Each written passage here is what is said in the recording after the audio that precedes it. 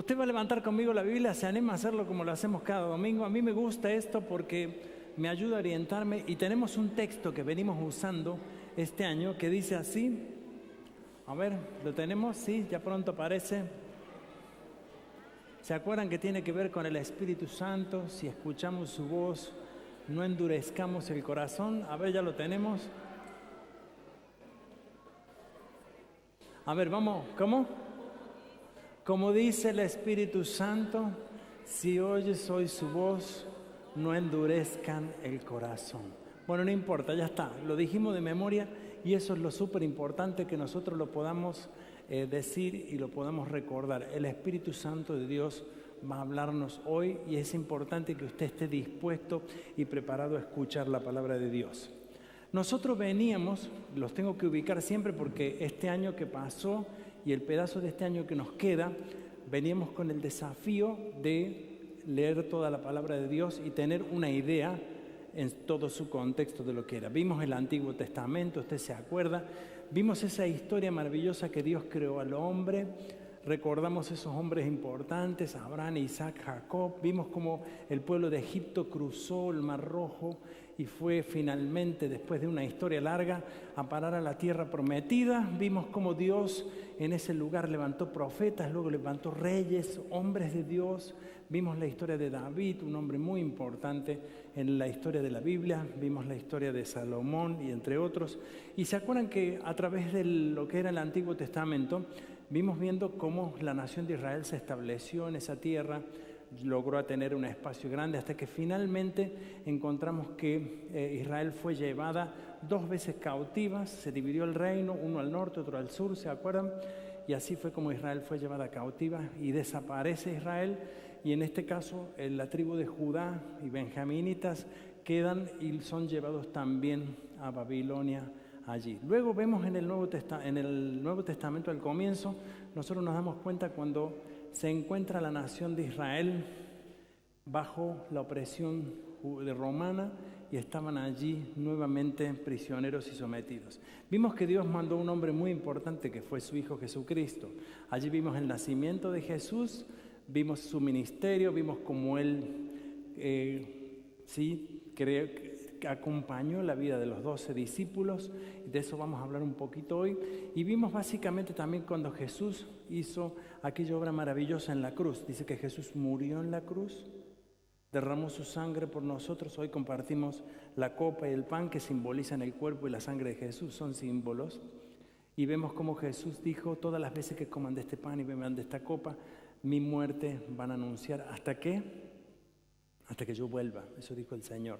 Entonces ascendió a los cielos y ahí nosotros nos entramos en el hecho de los apóstoles y vimos cómo el Señor, o cómo en ese tiempo se formó la primera iglesia. Allí comenzó en Jerusalén la iglesia de Jesucristo. Y hoy vamos a entrar en la historia de las cartas paulinas. Yo les voy a explicar esto para que usted entienda. Con esto usted va a tener una imagen de la Biblia muy amplia, pero a la vez muy clara, para usted entender cuándo la lee y cuándo la abre. Vamos a ver las cartas paulinas y vamos a ver un personaje muy importante que en realidad en un principio no se llamaba Pablo, sino que se llamaba Saulo de Tarso. Tenemos que decir acerca de la vida de Saulo de Tarso un par de cosas sumamente importantes. La primera era que él era un hombre religioso y educado en el judaísmo. Es decir, era un hombre sabio y entendido en la palabra de Dios. Él había tenido un gran maestro que fue Gamaliel y este hombre lo había educado y él era, como podemos decir así, yo creo que era medio alemán, Saulo de Tarso, porque era correcto. Él quería hacer cumplir la ley de Dios, así cueste lo que cueste. Dentro del llamado que él siente, no solo el conocimiento de la palabra, sino el defender el judaísmo y la fe del pueblo de Israel, lo que él siente es defender justamente a Israel de aquel que, según su entendimiento, era un enemigo de la nación, Jesucristo. Por eso él se dedicó a perseguir a la iglesia, a los cristianos. Saulo de Tarso, entre otras cosas, que después Jesús le cambia el nombre, ya lo vamos a ver, dice que probablemente él mismo participó en la muerte del primer, vamos a decir, la primera víctima el primer mártir se dice, pero fue la primera víctima del cristianismo, y en ese momento, en esa situación, aparentemente Pablo estuvo allí involucrado. Todo esto, según él, defendiendo el cristianismo, la fe israelita, defendiendo y diciendo, bueno, esto no está bien, nosotros vamos a hacer lo necesario para hacer desaparecer del mapa a todo lo que tiene que ver con este Jesús de Nazaret. Lo que ocurre y lo que va a ocurrir en su vida lo cuenta él mismo en un testimonio y lo escribe él mismo allí, y dice que un día él iba persiguiendo a la iglesia. Él estaba haciendo, vamos a decir así, un patrullaje, iba en su caballo y de repente se encuentra cara a cara ¿con quién? Con el mismo Jesús. Dice que en ese momento cae del caballo y queda ciego. Y Jesús le dice algo, le dice, ¿por qué me persigues? ¿Cuál es la razón? En ese momento, cuando él se encuentra cara a cara con aquel mismo en el quien él le persigue, o quien él mismo en quien él ha visto un enemigo, experimenta algo nuevo. Jesús le dice a él, tienes que ir a este lugar, ve, te vas a encontrar con una persona específica y esa persona va a orar por ti, y luego de que esa persona ore vas a poder ver nuevamente. ¿Cuál fue realmente o qué fue lo que ocurrió? En realidad, lo que ocurrió fue una transformación. A partir de ese momento, Pablo experimenta, que se va a llamar así desde el momento, experimenta de propia mano del Señor Jesucristo esta transformación. Se convierte del perseguidor de la iglesia a ser el precursor de la iglesia. Imagínense. La gente le tenía mucha desconfianza porque cuando vieron que Pablo, que técnicamente era peligroso para los cristianos, comenzó a decir yo también soy un cristiano, la gente no le creía. Yo tampoco quisiera a veces creerle a una persona que ha sido un asesino, un criminal, que venga y me diga, yo ahora soy bueno, ahora cambié, soy una buena persona. Creo que los humanos tenemos esa falta de capacidad, tal vez podríamos decir, de creer que las personas pueden cambiar. Pero las personas no cambiamos.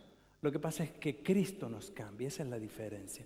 A veces pensamos, yo soy el que cambia, yo tengo la fuerza, pero no. Lo que dice y lo que vemos aquí en la vida del apóstol Pablo fue que Jesucristo transformó la vida de este hombre. Fue tal punto lo que Jesucristo hizo que Pablo tuvo que volver a rever su propia teología. Su teología era el entendimiento de Dios.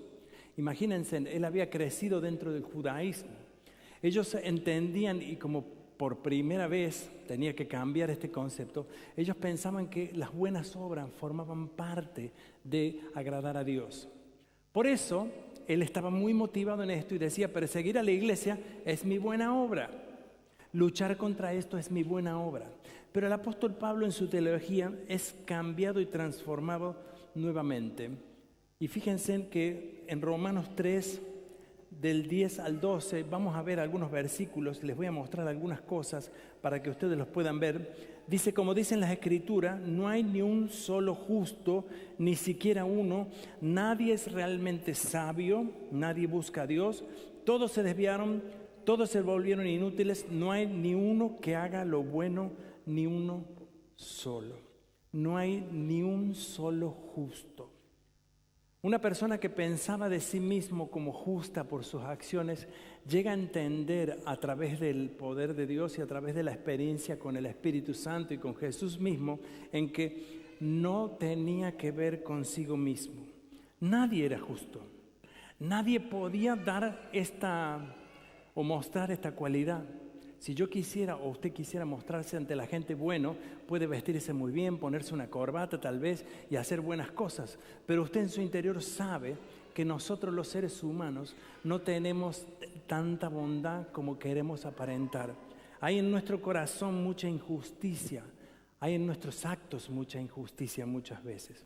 Pablo entiende una segunda cosa que es lo que cambia su teología. Teología, cuando hablamos de teología, es el estudio de Dios. O sea, cambia el entendimiento de Dios en él. Lo segundo dice que Dios nos hace justo a sus ojos cuando ponemos nuestra fe en Jesucristo. Y eso es verdad para todo aquel que en él cree. sea quien fuere. Dios nos hace justos. Antes dijo él que no había ningún justo. Sí, no hay ninguno. Y ahora dice que Dios nos puede hacer justos. La justificación, palabra muy importante, la justificación no es un acto individual del ser humano, sino que es un acto pensado por Dios. Lo que Dios quiere hacer contigo y conmigo al justificarnos no es hacernos perfectos, sino es justamente cuando nosotros ponemos nuestros ojos, nuestra fe en Jesucristo, es allí donde somos justificados por medio de la fe. Esto predicó Lutero, esto renovó. Si ustedes se acuerdan, algún día lo podemos ver, la historia de la Reforma aquí en Alemania. Si usted se acuerda, la gente vivía justamente comprando con indulgencias, con dinero, la bondad y el amor de Dios y el perdón de Dios. La gente estaba haciendo justamente todo lo contrario a lo que el mismo Dios a través de la palabra nos había revelado. Y decía, Dios te hace justo cuando tú pones tus ojos en ese lugar, en la cruz de Cristo, cuando tú miras al Señor. Por eso el apóstol Pablo dice, puesto los ojos en Jesús, autor y consumador de la fe, mirándolo hacia Él. Esto cambiaba la teología de la época.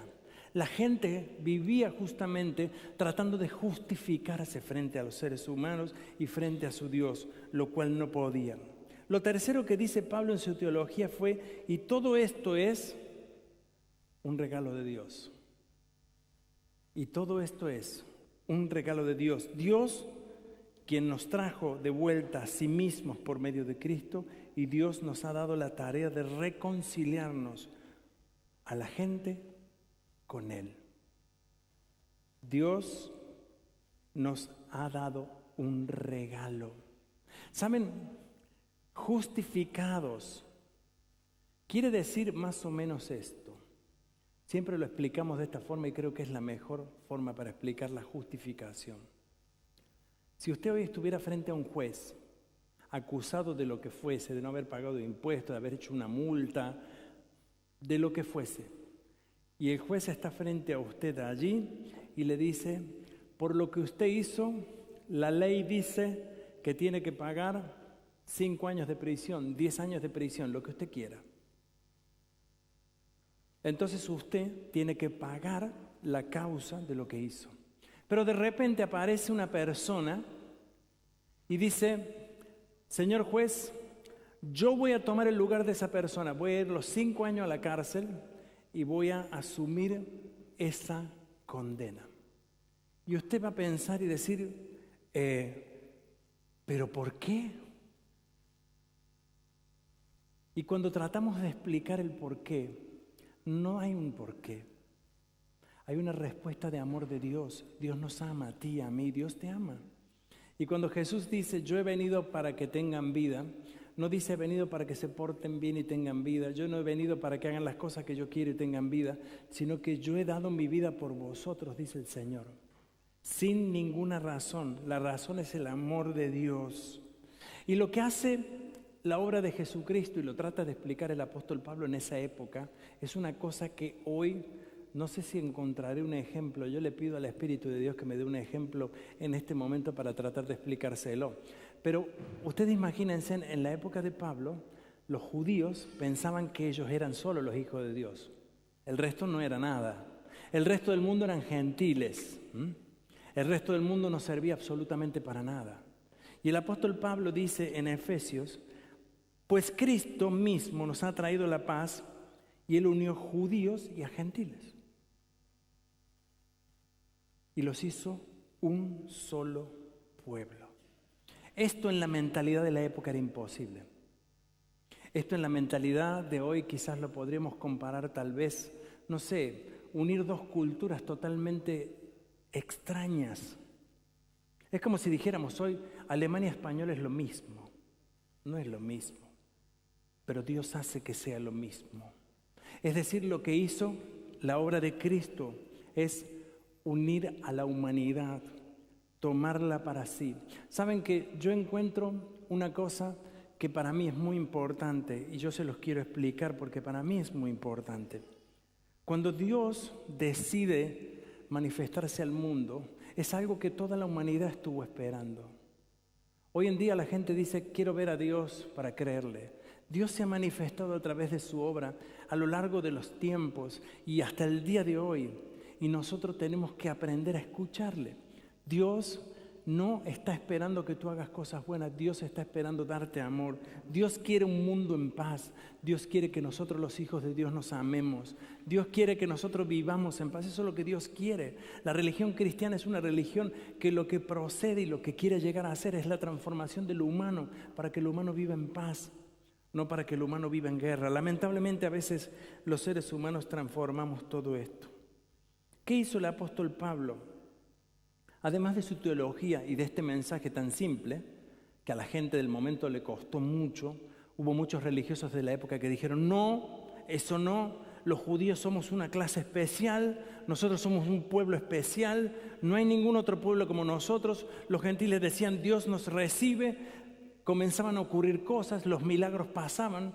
No solo pasaban los milagros ahora en el pueblo judío, sino en todas las personas que se acercaban a Dios. Comenzó a haber una transformación y esta transformación fue tan grande a nivel en aquellos tiempos que unos pocos cientos años después, en el año 300 y por ahí, realmente con la transformación del mundo se cristianizó prácticamente. Porque la oferta del cristianismo era un regalo de Dios para el hombre. ¿Por qué insisto en el apóstol Pablo hoy? El apóstol Pablo, cuando es transformado por medio del evangelio de Jesucristo, cuando él tiene esa transformación, él siente un llamado de Dios. Y su mayor llamado que Dios le dio fue ser el primer gran misionero a lo largo de la Escritura y en el Nuevo Testamento.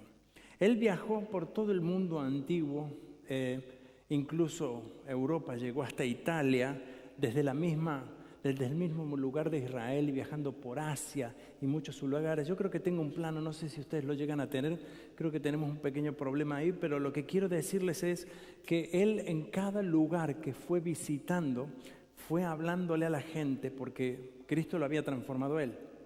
Él tenía que llevar ese mensaje a la gente. Donde él llegaba, hablaba de Cristo. Donde hablaba de Cristo, la gente era transformada. Y donde la gente era transformada, se formaba una iglesia. Por eso, donde Pablo llegaba, se fundaba una iglesia. Luego le escribía una carta a los Corintios, carta a los Filipenses, esas cartas que usted lee, Efesios, Colosenses. Todas estas eran ciudades, claro que sí, entendemos que son ciudades, pero eran ciudades donde la iglesia comenzaba a resurgir. Hoy tenemos nosotros estas cartas como parte de lo que es la revelación de Dios para nosotros, porque vemos allí la obra de Dios, por un lado, y segundo, vemos cómo se expandió todo el Evangelio de Jesucristo. La tarea que tuvo Pablo en ese momento fue escribirle a los cristianos nuevos y decirle, ustedes deben aprender ahora a comportarse de esta forma. Por ejemplo, la ciudad de Corinto era una ciudad netamente perversa. La gente vivía de forma desenfrenada su sexualidad. La gente vivía como loco. El apóstol Pablo escribe, lean la carta a los Corintios, es un palo tremendo.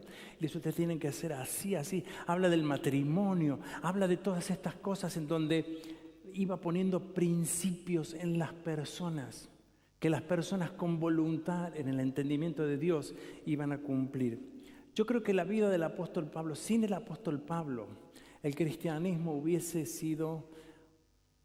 demorado, creo yo, un poquito más en la expansión y el extendimiento.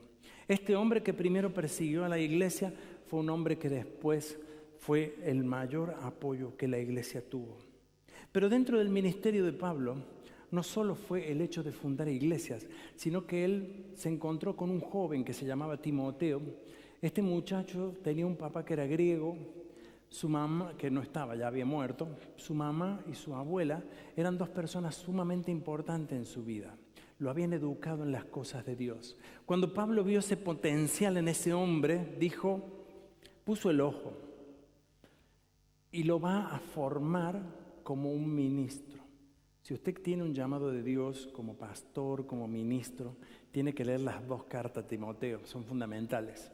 Allí está cómo debe ser formado un hombre, una mujer de Dios. Allí está el proceso en el cual el apóstol Pablo acompaña a este pequeño muchacho, súper inteligente, muy capaz, según dice la palabra y la escritura, y le dice justamente: no descuides el don espiritual que recibiste mediante, escuche bien, la profecía que se pronunció acerca de ti cuando los ancianos de la iglesia te impusieron las manos. Aquí marca un punto central en el cual yo diría comenzaron los primeros ministros, pastores, o como le quiera llamar, líderes, o como le querramos llamar. No sé si hay una función exclusiva en esto. Yo creo que todos, y vamos a ver ahora más adelante, todos hemos sido llamados por Dios en este sentido. Timoteo va a ser formado por Pablo y Pablo le va a decir: mira, Timoteo, es muy importante una cosa. Lo que te ha sido enseñado, lo que aprendiste, debes enseñarlo a otros. No dejes ni permitas que nada cambie tu corazón en la obra de Dios en tu vida. Saben, al ver la historia de Pablo, al ver este hombre transformado, al ver la misión que él desarrolló, si uno se pusiera a pensar, el apóstol Pablo fue un hombre que tuvo mucho éxito en su vida. No me refiero a lo económico, porque en realidad murió en Roma en una cárcel, pobre. En realidad podríamos decir que el fin de sus días no es el clásico que nosotros esperamos. Él no muere por cabeza dura ni por testarudo, muere defendiendo lo que había creído, muere por su experiencia, la experiencia que había tenido no como judío, sino con Jesucristo. La experiencia de Jesucristo lo transforma a tal punto que él puede llegar a renunciar a todo lo que él tenía. ¿Saben? Pablo no tenía necesidad de renunciar a lo que tenía porque tenía como religioso en la época un gran reconocimiento. Su vida funcionaba perfecta. Económicamente vivía muy bien, estaba bien. Pero cuando Cristo llega a su vida, cambia completamente su horizonte y le da una nueva vida. ¿Saben? Yo cuando leía la historia del apóstol Pablo y veía todo lo que él hizo, me vinieron un par de pensamientos que yo es lo que quiero transmitirle hoy de esto en la historia a ustedes. La primera cosa que yo entendí es que Dios puede transformar a cualquier persona. A cualquiera. No quiere decir que porque yo nazca en una familia, digamos, con poderes y con cosas, yo tengo lo mismo. Para Dios esto no cuenta. El famoso predicador Billy Graham decía algo muy interesante: no porque uno nace en un garaje es un auto. No. Dios puede transformar a cualquier persona, incluso a esa como el mismo Pablo, que era un perseguidor de la iglesia, sí un asesino, podemos decir, claro que sí, un asesino a sueldo, también podemos decir, un sicario, un matón, sí. Se cree y se entiende porque dice que a los pies de él cayeron las ropas de esta víctima. Él probablemente fue quien gritó más fuerte que nadie: mátenlo. Pero cuando Cristo llega a su vida, le transforma de una forma tan grande. O sea, la transformación de Pablo no deja ni un lugar para pensar que él pudiera en esa nueva vida volver a la vida pasada. Fue una transformación completa, plena, sin ninguna duda. La segunda cosa que yo entiendo en la historia de Pablo es que nosotros somos en realidad llamados como hijos de Dios a extender el Evangelio. Cuando Cristo transforma tu vida y la mía, no lo hace para que te vaya bien. No.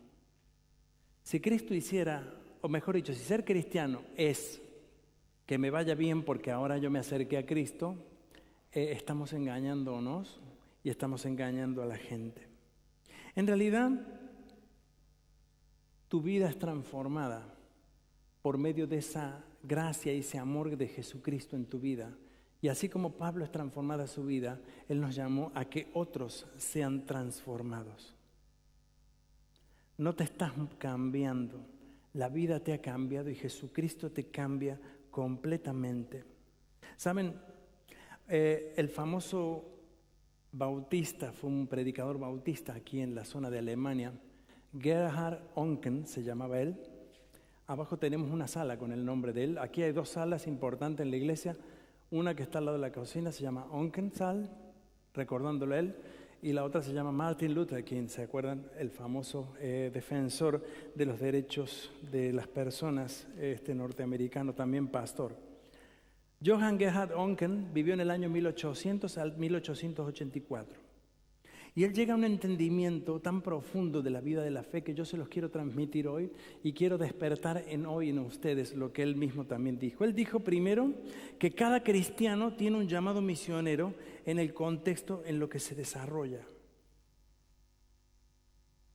Cada cristiano tiene un llamado misionero en el contexto en que está. Escuche bien esto, porque esto tiene una cosa muy importante.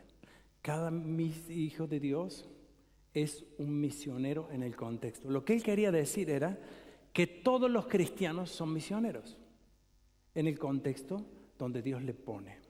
Esto me hace entender a mí, a ver si yo me equivoco, usted me puede corregir con mucho gusto, que el lugar donde yo estoy no tiene que ver para desarrollar mi vida, para que me vaya mejor económicamente, para tener un trabajo mejor. Esto es lo que hemos hecho muchos al movernos de países, de entornos. Usted llegó aquí a Alemania, ¿qué vino pensando? Mejor trabajo que en mi país, dejar de tener el hambre, juntar dinero, comprarme una casa, tener un perro o qué sé yo, comprarme un auto, tener muchos hijos y vivir en paz. Usted se movió con ese proyecto, pero lo que dice este hombre de Dios, dice que nosotros en el contexto donde vivimos tiene un propósito y un plan de Dios. Y vale la pena que le diga algo. Si usted está hoy haciendo algo en lo que se siente, ¿cómo se dice? Un sufrir, descontento, es porque a usted le falta hacer algo que no está haciendo. Y no está haciendo lo que Dios le manda que usted haga en su contexto. Si usted está trabajando, está ganando bien, tiene un buen sueldo, tiene todo lo que usted busca. Pero muchas veces cuando tenemos todo eso decimos, ¿y qué me falta a mí? ¿Qué es lo que necesito yo? ¿Saben una cosa? Si ganar dinero fuera todo lo que podemos lograr en la vida, viviríamos todos felices en un país como este, ¿o no? Todos seríamos felices, todos trabajan. Aquí la cuota de falta de trabajo es muy baja. El que no trabaja realmente porque no quiere, no tiene ganas y porque a lo mejor es un poquito vago o lo que podamos decir. Pero realmente vivimos en un contexto en el cual si usted se esfuerza, usted tiene premio de lo que se esfuerza. Pero el tener el premio de lo que se esfuerza en el contexto en el que vivimos no nos da la plena felicidad. ¿Y saben por qué es? Porque nosotros hemos sido llamados a que en nuestro contexto tengamos la oportunidad de hablarles a otro de Cristo. Es allí cuando usted va a encontrar en su contexto la respuesta de Dios. Lo segundo que dijo Gerhard Onken, dijo, la extensión de la Biblia y la predicación de la fe son una tarea entregada a todos los cristianos. No quiere decir que yo como pastor, que gano un sueldo porque trabajo, me pagan un sueldo por mi trabajo. Yo gano como cualquier obrero en este país, tengo mi sueldo, a fin de mes miro la cuenta del banco, ahí dice que lo que gané y lo cobro. Y mucha gente en ese entendimiento piensa que yo tengo toda la responsabilidad de predicar el evangelio a todo el mundo. En realidad, por favor, no me den toda esa responsabilidad porque no puedo. Por más que quiera, por más que tuviera la buena voluntad y me encantaría. Lo que quiero decir con esto es que tú y yo tenemos la misma responsabilidad en el contexto donde nos encontramos. Tú estás hoy sentado aquí, luego vas a estar tomando un tren, luego vas a estar comiendo en un restaurante, más tarde vas a estar en tu casa, en otro momento vas a estar con un vecino, con un amigo, y dentro de ese contexto Dios te llama a ser un testigo. Dios te llama a hablarle a las personas de Cristo. No estamos convirtiendo a la gente, misionando al mundo en una ideología nueva. No estamos haciendo eso. Lo que estamos diciéndole a la gente es: Dios te ama tal cual tú eres. El amor de Dios es lo mejor que el hombre puede sentir y recibir en este mundo. Quiero decirles algo, estas son 2 conclusiones a las cuales llego yo. Si no estás dando testimonio en el contexto donde estás viviendo, lo más probable es que no te sientas en el lugar correcto. Eso es. Lo más probable es que si vos en este momento no estás dando testimonio en tu trabajo, no estés conforme, no estés descontento. Al final digas: esto no me alcanza, no me llena. Saben que muchas veces cuando tenemos ganas de salir, a veces no lo entendemos. Cuando queremos salir de algún lado, puede ocurrir en el que Dios te está moviendo y te está diciendo: voy a tomar a este hombre y a esta mujer, los voy a poner allí, plaf. Aunque estamos en el lugar más bueno, pero Dios lo toma y Dios lo hace. Cuando Dios nos mueve de contexto, nos mueve para ser parte de su plan. Nos mueve para ser piezas estratégicas que van moviéndose de un lugar a otro para hablarle al ser humano, para que nosotros seamos mensajeros. Un cristiano que cumple su llamado sentirá satisfacción en la vida de haber hecho lo que Dios le ha mandado. Un creyente que siente que Dios le ha puesto en un lugar y sirve a Dios en ese lugar es una persona feliz, es una persona contenta, es una persona con propósito y con un plan. Puede pasar que si en un lugar no nos sentimos bien, no necesariamente que Dios nos quiera mover, puede que no estemos haciendo en el lugar lo que tenemos que hacer, eso sí. Puede ser que ya terminó nuestro espacio en ese lugar, también puede ser. Pero lo que quiera, siempre a donde te muevas, Dios te va a mover al lugar correcto, en el tiempo correcto, para hacer lo correcto. Amigos, la vida nuestra vida, como dice la palabra, no consiste en comer, en satisfacernos y en tener. Nuestra vida como hijos de Dios, una de las cosas más importantes en nuestra vida, consiste en que seamos un instrumento de Dios en el lugar donde estamos. Y yo te quiero preguntar, ¿eres tú un instrumento de Dios en el lugar donde estás? Si no lo eres, hoy el Señor te llama a eso. Te llama a que tú, en el contexto donde Dios te ponga, tú seas un hombre, una mujer de Dios. ¿Para qué? Para transformar el contexto. Pablo lo que hizo, transformó el contexto de la época, transformó la iglesia. La iglesia, sin la intervención de Pablo, hubiese crecido dentro del judaísmo, en el mismo templo. Si eso hubiese ocurrido, eso hubiese desatado una guerra interna en la sociedad judía de la época. Pero la iglesia, cuando Dios llamó a un hombre, la extendió, la esparció. Por eso cuando vino el Espíritu Santo, ahí en Hechos que vimos, dice que los cristianos fueron esparcidos por todos lados.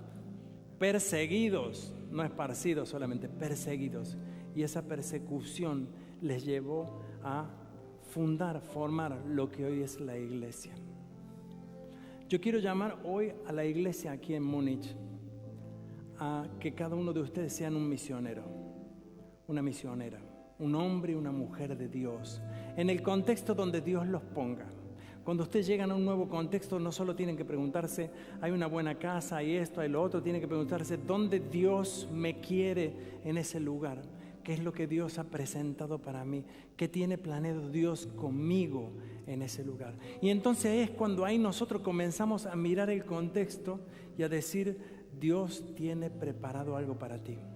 Yo sé que en nuestra iglesia hay mucha gente sentada aquí que hace años que está y nunca encontró su contexto porque no se dio cuenta que no era para sentarse aquí, sino era para ser transformados, era para tener un efecto, para que los dones que Dios te ha dado a ti sirvan para la iglesia y para que otros sean transformados. Dios te ha puesto en tu contexto para que el domingo traigas una persona nueva que conozca al Señor, para que hables con tu vecino, para que hables con ellos. El Evangelio explosivo lo denomina como citas divinas. Dios planea citas divinas contigo siempre. La semana pasada salimos con mi esposa a la calle y nos encontramos con una vecina y comenzamos a hablar con ella. Una cita divina planeada por Dios. Y comenzamos a hablar de su vida, sus enfermedades, lo que estaba viviendo ella, una situación muy difícil en su vida. Una oportunidad de hablar de Jesús. Una oportunidad de decir, vamos a orar por ti, ¿no? Que le dijimos, vamos a orar por ti. Nosotros no somos los que hacemos la obra hace Dios. Pero una oportunidad. Quizás esa oportunidad no se da nunca más, pero cuando se da es nuestra responsabilidad. Yo quiero en este domingo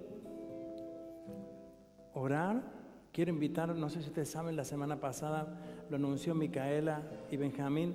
Ellos se van por 5 meses a un trabajo. Ellos van a estar en la Argentina con un grupo haciendo una tarea espiritual. Estos 5 meses ellos se quedan allí. Y yo sentí en este día, no porque fueran mis hijos, pero sentí que nosotros como iglesia oráramos por ellos, los bendijéramos en esta tarea. Que en el contexto donde Dios los llama, Dios los use. Que en el contexto donde ellos vayan, lleven todo aquello que han aprendido aquí y que lo puedan volcar nuevamente.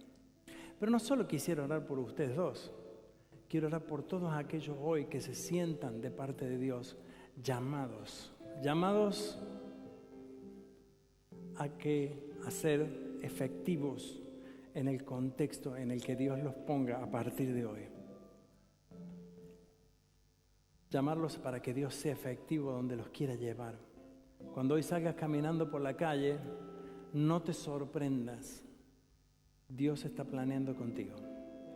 Dios está haciendo gente que se va a cruzar, gente que va a hablar, gente con la que vas a tener una oportunidad de hablar, decirle algo.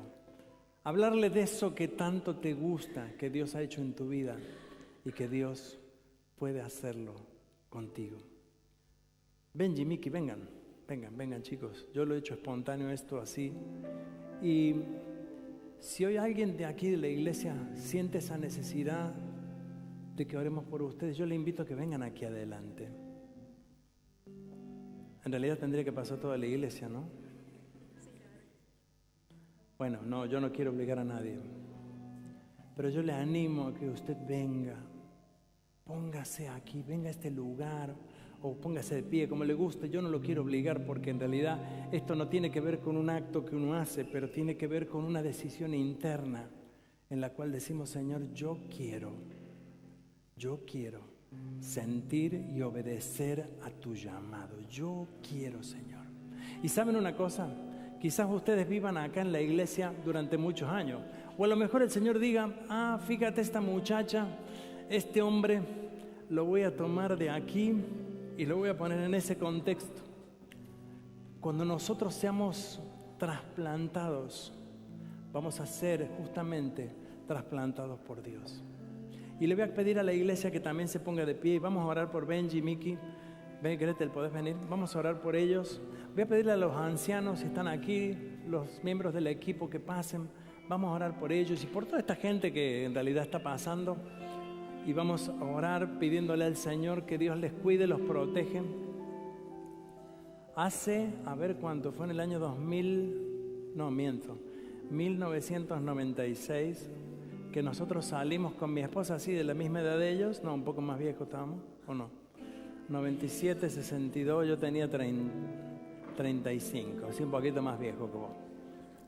Y la iglesia oró por nosotros y nos envió. A los 2 años volvimos y Dios formó este pueblo tan hermoso aquí en Múnich. Y nosotros queremos enviarlos hoy a ustedes con la responsabilidad como iglesia de que vamos a orar por ustedes, vamos a sostenerlo en oración, vamos a apoyarlo. El equipo, pasen, vengan. Los ancianos y los líderes del equipo, vengan, vamos a orar por ellos. Vamos a imponer nuestras manos como iglesia. Vengan, Meli, vení, vengan. A ver, es que yo no los veo a todos, yo estoy medio aquí.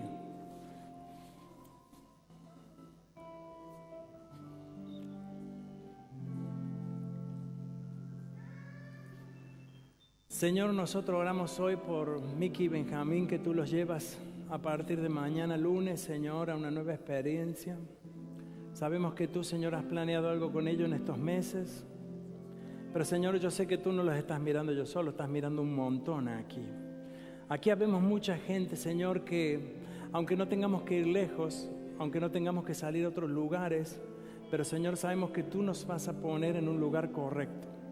Yo te pido, Señor, que tú bendigas la vida de cada uno. En especial te pido para que en este viaje de ellos, Señor, tu bendición les acompañe. Protégelos y cuídalo de todo peligro y todo aquello, Señor. Dale, Señor, la obra que tú les has mandado que ellos hagan y que cuando regrese, Señor, puedan hacer la obra que tú les has mandado aquí, Señor. Les enviamos con la confianza, Señor, de saber que esto es un plan tuyo, es un proceso tuyo y es algo que tú has planeado en la vida de ellos, Señor. Señor, nosotros no hemos planeado esto, no lo hemos decidido, no hemos planeado ni siquiera, Señor, este momento, pero sabemos que tu Espíritu Santo hoy nos mueve, Señor, a que este momento ocurra, porque este es un momento espiritual, histórico en la vida de los chicos y en nuestras vidas, Señor, en las vidas de los hombres y las mujeres que tú estás llamando hoy. Yo les bendigo ahora, Señor. Les bendigo en el nombre del Padre, del Hijo y del Espíritu Santo. Y yo les animo a que vayan sin temor, vayan con alegría, con gozo. Déjense bendecir y sean de bendición. Y que la paz del Señor, la que sobrepasa todo entendimiento, les dé fortaleza en vuestro corazón y en vuestra vida.